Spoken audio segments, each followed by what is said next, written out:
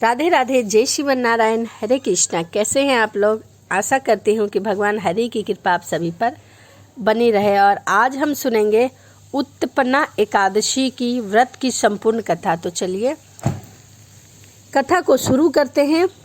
उत्पन्ना एकादशी का व्रत 8 सितंबर को रखा जाएगा। एकादशी तिथि भगवान विष्णु को समर्पित होती है। वैसे तो हर माह में 2 एकादशियाँ आती हैं और सभी एकादशियों का अपना अलग अलग महत्व होता है, लेकिन मार्गशीर्ष माह की कृष्ण पक्ष की एकादशी को बेहद पवित्र माना गया है। इसे उत्पन्ना एकादशी के नाम से जाना जाता है। इस दिन माता एकादशी ने राक्षस मुर का वध किया था। उत्पन्ना एकादशी व्रत करने से मोक्ष की प्राप्ति हो जाती है और कहा जाता है कि एकादशी देवी का जन्म भगवान श्री हरि विष्णु से हुआ था। मार्गशीर्ष माह में कृष्ण पक्ष एकादशी को एकादशी माता प्रकट हुई थी, जिस कारण से उत्पन्ना एकादशी इसका नाम पड़ा, क्योंकि एकादशी के दिन ही वह उत्पन्न हुई थी। धर्मराज युधिष्ठिर कहने लगे कि हे भगवान, मैंने कार्तिक शुक्ल एकादशी अर्थात प्रबोधिनी एकादशी का सविस्तार वर्णन सुना है। अब आप कृपा करके मुझे मार्गशीर्ष माह के कृष्ण पक्ष की एकादशी के विषय में बताइए। इस एकादशी का नाम क्या है तथा इसके व्रत का क्या विधान है? इसकी विधि क्या है? इसका व्रत करने से किस फल की प्राप्ति होती है? कृपया यह सब विधि पूर्वक कहिए। युधिष्ठिर कहने लगे कि भगवान, आपने हजारों यज्ञ और लाखों गौदान को भी एकादशी व्रत के बराबर नहीं बताया, सो यह तिथि सब तिथियों से उत्पन्न कैसे हुई, बताइए। तभी भगवान श्री कृष्ण बोले, मार्गशीर्ष माह के कृष्ण पक्ष में आने वाली इस एकादशी को उत्पन्ना एकादशी कहा जाता है। यह व्रत शंखो द्वार तीर्थ में स्नान करके भगवान के दर्शन करने से जो फल प्राप्त होता है, उसकी बराबरी का पुण्य इस एकादशी को करने से मिलता है। कहते हैं, व्रत करने वाले भक्त को चोर, पाखंडी, पर स्त्रीगामी, निंदक, मिथ्याभाषी तथा किसी भी प्रकार के पापी से बात नहीं करनी चाहिए।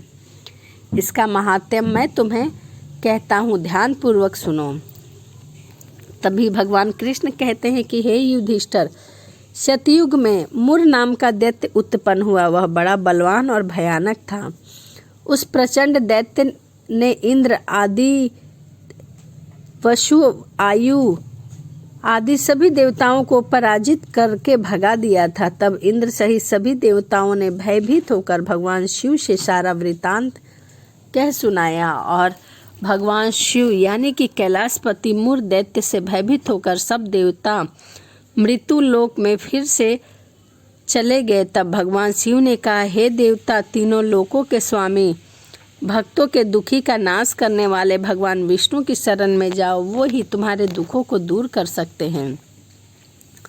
शिव जी के ऐसा वचन कहने पर सभी देवता क्षीर सागर में जा पहुँचे, जहाँ भगवान विष्णु शयन कर रहे थे, और उन्हें देखकर हाथ जोड़कर उनकी स्तुति करने लगे और कहने लगे कि हे देवताओं द्वारा स्तुति करने योग्य प्रभु, आपको बारंबार नमस्कार है। देवताओं की रक्षा करने वाले मधुसूदन, आपको नमस्कार है, आप हमारी रक्षा करें।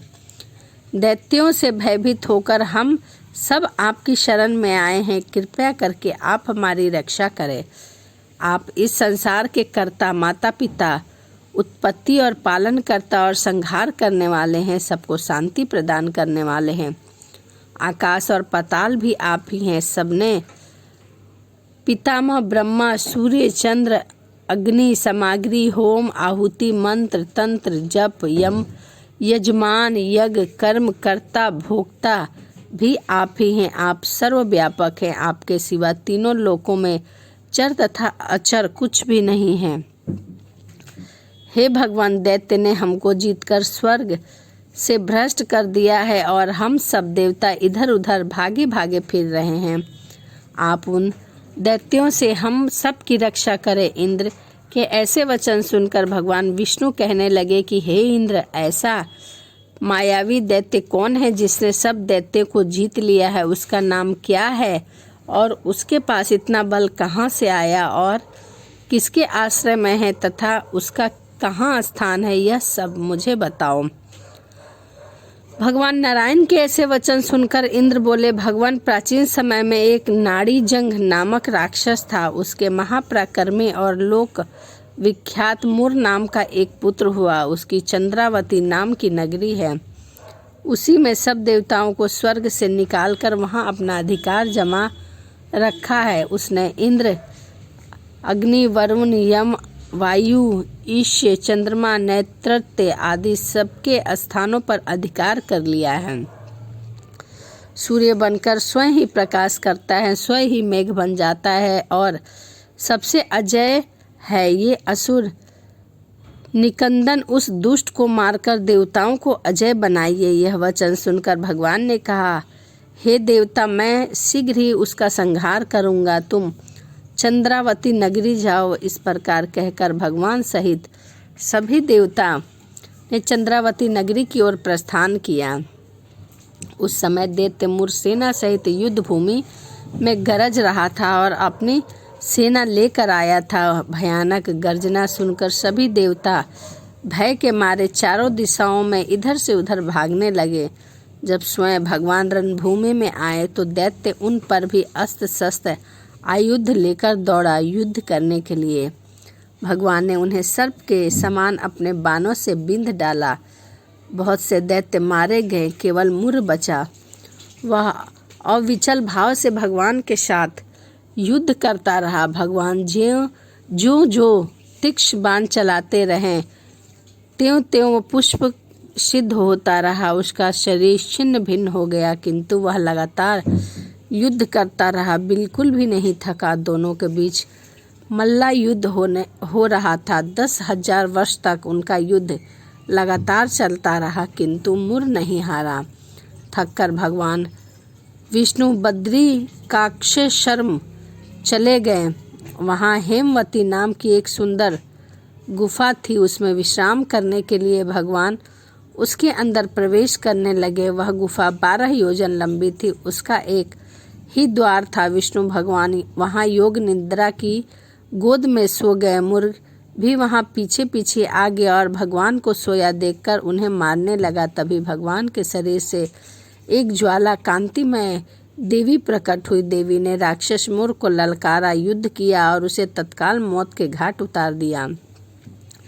जब श्री हरि विष्णु की योग निद्रा टूटी तो उन्हें सभी बातें जानकर उस देवी से कहा कि आपका जन्म एकादशी के दिन हुआ है, अतः आप उत्पन्ना एकादशी के नाम से पूजित जाएंगी और सभी भक्त जो भी मेरे भक्त हैं वह उत्पन्ना एकादशी के दिन आपकी पूजा करेंगे। जो भी भक्त आपकी पूजा अर्चना करेगा और व्रत रखेगा उसकी सभी मनोकामनाएं पूर्ण होगी। तो यह उत्पन्ना एकादशी की कथा थी। किस प्रकार माता एकादशी का जन्म उत्पन्ना एकादशी के दिन ही हुआ था और उस दिन भगवान योग निद्रा में सोए हुए थे। तो यह उत्पन्ना एकादशी की कथा थी। वीडियो आपको कैसी लगी कमेंट ज़रूर करिएगा और यदि आप मेरे चैनल पर नए हैं तो प्लीज़ चैनल को सब्सक्राइब कर लीजिए, लाइक करिए, कमेंट करिए, शेयर करिए। तो चलिए इसी के साथ वीडियो को समाप्त करते हैं और मिलते हैं अगली वीडियो में। राधे राधे। जय श्रीमन नारायण। हरे कृष्णा।